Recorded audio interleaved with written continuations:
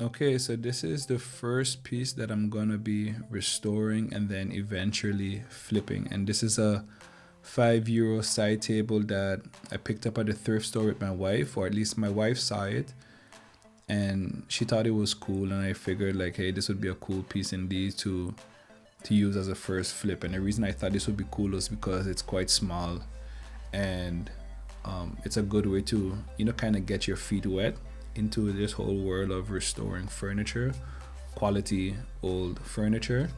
And it's a side table that also doubles as a magazine holder, which I thought was pretty cool.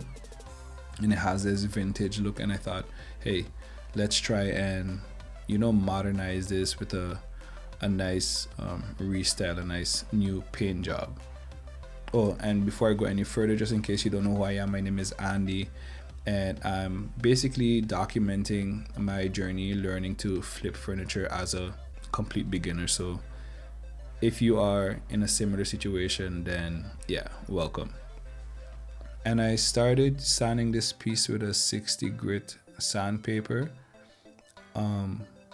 Of course, I cleaned the piece first. I didn't document that. Again, this is also something new in terms of like documenting all of this that I'm doing. But I cleaned off the piece and I started with this 60 grit sandpaper.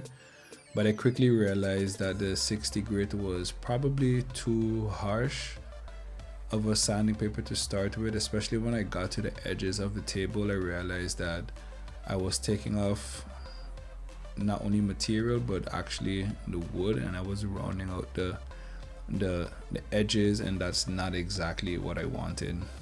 And then of course, the kids, they came around there very curious to know what Papa is doing, and so they wanted to basically help, and I figured like, why not? And like I said, I realized that I had to push the machine a little too hard to really get to the natural wood. And I wanted to just, again, this was just pure experimentation. So I figured like, since I'm in the experimenting phase or process, let me just try something else, especially coming down to the sides. And so I got this product that's supposedly supposed to strip the top layer paint or whatever is on the furniture piece.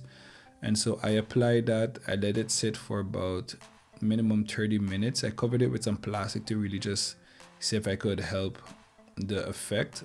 At least I guess that's something I saw online on someone else's video. And then I just got to it. I just got to scraping off the stuff, and it actually did help quite a bit, just because I think there was like a protective layer on the surface that was making it more harder to sand, and why I needed to apply more pressure. And so that definitely helped. After I got everything stripped off, I gave it a good clean, a good wipe down, and the next day I was back at it with the sanding. And that's something that I realized in this process, is that a lot of the work that I was doing really was in the cleaning and the actual sanding and prepping of the piece. And the reason I say this, or I share this, is because I don't want to give the impression that this was easy or this is easy. Even though it's a small piece, I quickly realized that it's still an intricate piece with all of the different curves and waviness that the side table has. And so that's also, if you're gonna get into this, just be prepared for the physical part of this job, which is the sanding. And that's definitely gonna really test you to see like, hey, is this something that I can see myself really doing time and time again? So here I was, I can't remember which grit I ended up using, but I think I went up to an 80 or a 120 grit. I think it was an 80 grit. And then of course, gotta get the details sanded as well. And I didn't have this, which I found out later was this special sponge that you can put on your sander, so you can actually do the curves and the more detailed pieces better. But anyway, you live and you learn. I was also okay with just doing it by hand as well. So that's exactly what I did.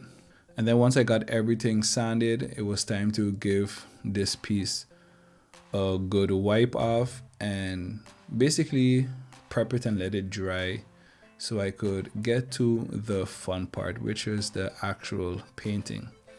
And I picked up this paint at one of my local stores, kind of like this all-in-one store where you can find like different products. And I found this really nice green chalk paint that was a 2-in-1, so it works as a primer and as well as a paint. And I thought it was pretty good or cool to start with, just because it just saves on the different products that I may have to put on the piece and actually get it out. Again, I wanted to remind myself that this is the learning process, and so like it doesn't have to be perfect, even though I was still trying for things to be perfect. But yeah, I just got to painting, getting on that first layer, and it was actually going pretty good. I was really happy with how the color was looking. Oh, and maybe it's good to mention why I decided to paint the base was what I wasn't happy with was how the grain was looking after I sanded it. I felt like it was looking really scratchy and inconsistent, different spots. And so I figured like, hey, I'm just gonna paint the base and then leave the wood on top, the top, plain wood, and just go with that two-tone look, which is also very which is also very common that you see in modern pieces, where the base is painted and there's this wood that is still exposed that just adds a level of warmness to it. Yeah, and once I got on that first layer of paint, I grabbed, I think was a 400 grit sandpaper, and I started sanding down everything so that I could give it another layer of paint, which I did. And then once I got, and yeah, I didn't record that, don't ask me why, but after I got that second layer of paint on, I was excited to get to the top of this piece, because my idea for the top of the piece was to keep it as natural as possible, but I wanted to go for this whitewash look. And so I also had a beige paint that I picked up at the same store, and I watered it down. Wasn't really sure what measurements to use, but I just went from what I saw other flippers and people who renovate do, which was really water it down, and I taped up the edges. And this was when something really frustrating happened. So as I started washing, which was going pretty good, I got an old rag, an old shirt, and I started wiping down the tabletop. Again, that was going perfect. But afterwards, what I realized was that I was going a bit too wild on the polishing, and I started to get blotches of the beige paint on the green, which started to dry.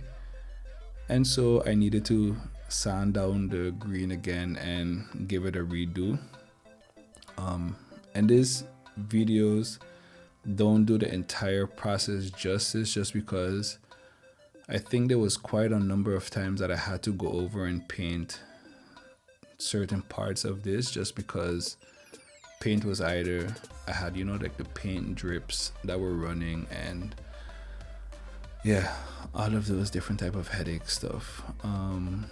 But yeah, so once I finally got the top whitewashed and the base was ready to go, I got my clear finish that I can put over it, just to give that extra layer of protection for everyday use.